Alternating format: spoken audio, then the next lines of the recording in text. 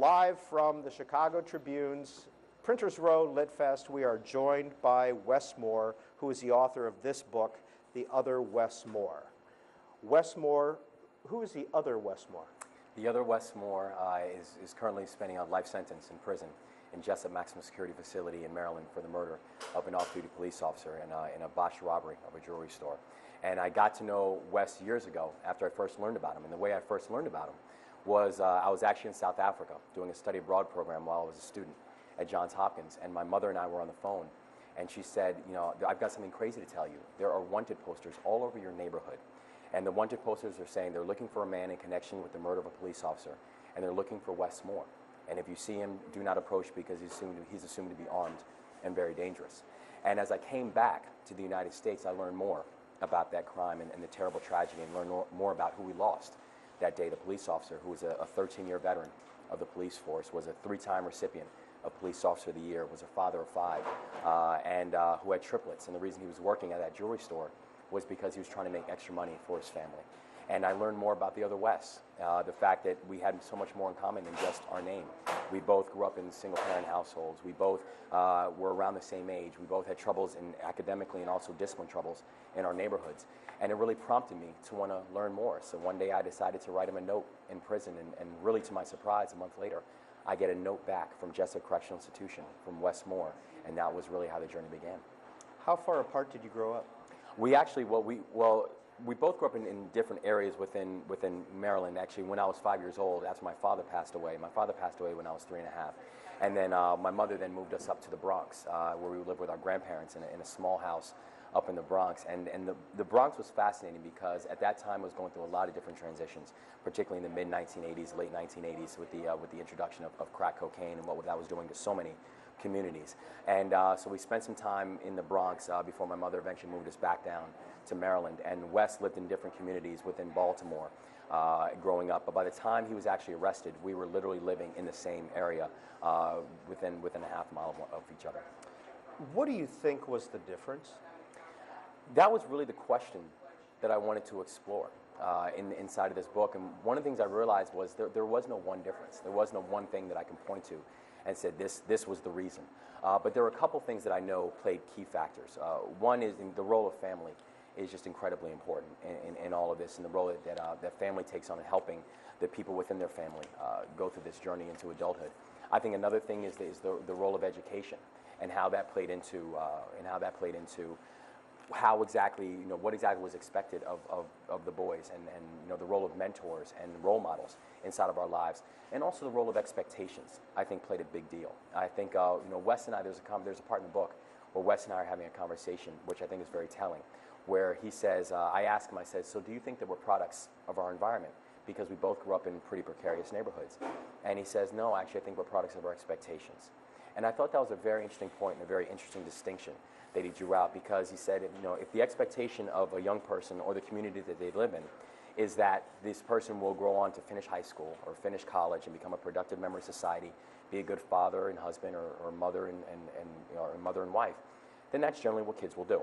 But if the expectation of that young person or the kids in their neighborhood is that they probably won't finish school, they probably will end up being involved in the juvenile justice system and eventually will go through the revolving door, the adult prison system, then that's generally what kids will also achieve as well. And so I think the expectations that were placed on both boys and at strategic parts in our lives played a big deal and mattered a lot in terms of how our lives ended up progressing. Well, first of all, who was Mary? And she's very multidimensional in your book. Yeah, she is. Mary is Wes's mother, and I think, as with a lot of characters in the book, are very multidimensional. But I think what you fundamentally had in this story were two mothers who really loved their children deeply and cared for their children deeply.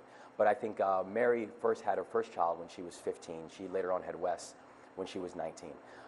Mary was also the first one in her family to go to college. She graduated from Baltimore City Community College and was then actually accepted at Johns Hopkins University and was in the process of beginning the work at Johns Hopkins when she found out that her Pell Grant that she relied on to pay for college ran out. And so once she ended up having those Pell Grants cut, she ended up not being able to attend school. And I can't help but think in my mind how her life could have been different and would have been different had she had the opportunity to finish school, and how then that would have affected the lives of her children as well. Did she give up at that point? And by the way, we're putting the numbers up on the screen in case you would like to call in and talk with Wes Moore. 202 is the area code, 585-3885 for those of you in the East and Central time zones, 585-3886 if you live in the Mountain and Pacific time zones. Go ahead and start dialing in now. So, but the scene when she gets that notice about the Pell Grant, you write over several pages, did she give up at that point? I don't know if Mary gave up at that point, but I know she knew this was a huge blow because she knew that education was going to be her path out.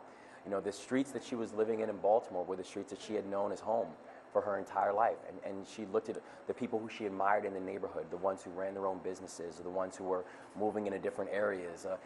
The thing they all had in common was they all had education in common. And I think she saw that as her real opportunity to do something different with her life. And when she saw that she was not going to be able to finish school, I think it dealt a significant blow to not just her self-esteem, but just also to her hopes as to what she could and would be able to accomplish. How would you judge her parenting skills?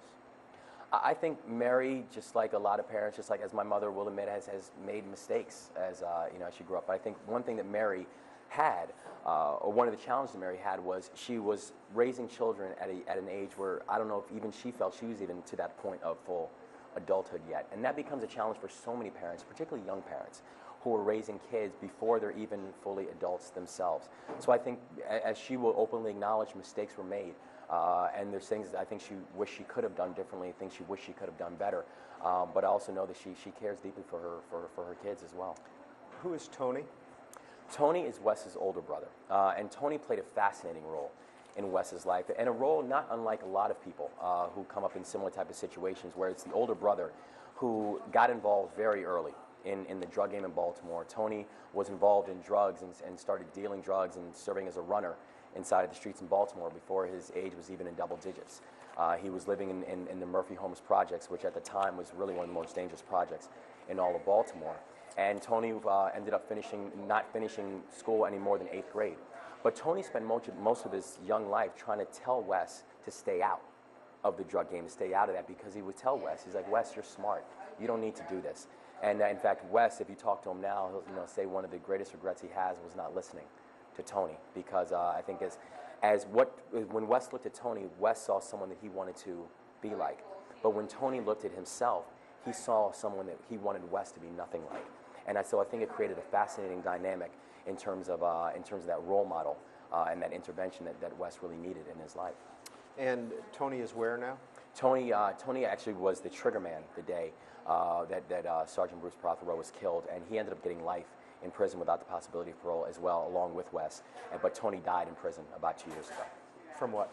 Tony died of kidney failure, and so he started losing a lot of weight, and they realized that he needed a new kidney, but he passed away in prison. How often do you write to Wes Moore? I think, or see him? Yeah, well, I first met Wes probably a little over around 5 years ago. Was the first time I actually reached out to him, and I say particularly throughout the process of writing the book, I probably saw Wes, once a month, and the key thing was, I mean, when I first started doing this book, I literally captured over 200 hours of interviews with Wes and his friends and family and my friends and family, just to really make sure that I was getting the facts and the feel right, because I really wanted to make sure that the only way I could do this process justice is if I wasn't being judgmental. And the only way that I could do this process justice is if I really got the facts right, in terms of really helping to explain, how does this happen? How does it happen where you have two boys who are in similar situations growing up and end up in two completely different places? And so I knew that meant that I really had to get in and build that level of trust with Wes as well, which I think I built, and why I was able to really tell the story in the way that I was able to tell it. And are you still in contact today? Yes, yeah, I've actually been in contact with Wes and also his family since, and it's interesting because Wes has had two real reactions to the book. The first reaction was, he said it was just amazing how much research that I got done and how I was able to really get the story right after talking to all those different people and really corroborating facts and such. And the second thing that he said about the book was, he said after reading about his life in a book, it's just amazing to him that how little that he's done with his life. Who is in this picture here that we're looking at? Those are my parents, my mom and my dad. Both are just extraordinary people.